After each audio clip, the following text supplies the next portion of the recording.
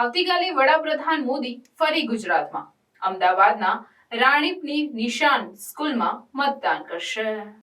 ગુજરાતમાં લોકસભા ચૂંટણી 2024 માટે આવતીકાલે 7મી મે મંગળવારના રોજ મતદાન થવાનું છે। ત્યારે મતદાન અંગેની તમામ તૈયારીને આખરી ઓપ અપાઈ રહ્યો છે।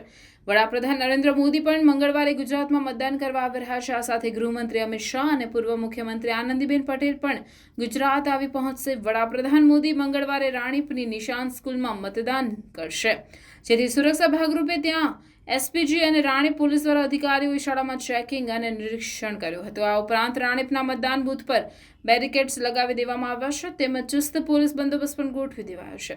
સૂત્રો પાસેથી મળતી માહિતી પ્રમાણે વડાપ્રધાન મોદી 7મી તારીખે સવારે 7:30 કલાકની આસપાસ મતદાન કરી શકે છે। આ ઉપરાંત મુખ્યમંત્રી ભૂપેન્દ્ર પટેલ અને પૂર્વ મુખ્યમંત્રી આનંદીબેન પટેલ શિલજ ગામમાં મતદાન કરશે। કેન્દ્રીય ગૃહમંત્રી અમિત શાહ નારણપુરામાં મતદાન કરશે। માહિતી પ્રમાણે વડાપ્રધાન મોદી સવારે મતદાન કરી ગુજરાત સહિત ત્રીજા તબક્કામાં આવનાર રાજ્યોના મતદારોને લોકશાહીના પર્વમાં મતાધિકારનો ઉત્સવ મનાવવા અપીલ કરી સીધા પોતાના નિર્ધારિત પ્રચાર પ્રવાસ માટે નીકળી જશે।